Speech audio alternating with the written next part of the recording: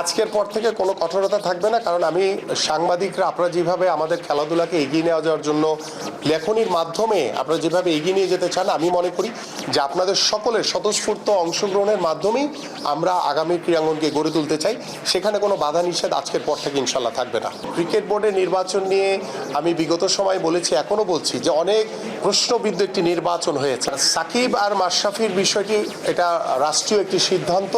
আমি মনে করি যেটা আমরা রাষ্ট্রীয়ভাবে আমরা অত্যন্ত নমনীয়ভাবে, যেহেতু তারা বাংলাদেশের লিজেন্ডারি ক্রিকেটার, তাদেরকে অবশ্যই আমরা সাধুবাদ জানাই, কিন্তু যে মামলাগুলো হয়েছে সেটা রাষ্ট্রীয়ভাবে সিদ্ধান্ত গ্রহণের মাধ্যমে আমরা চাই তারা যাতে আমাদের বাংলাদেশে যাতে দ্রুত ফিরে আসতে পারে।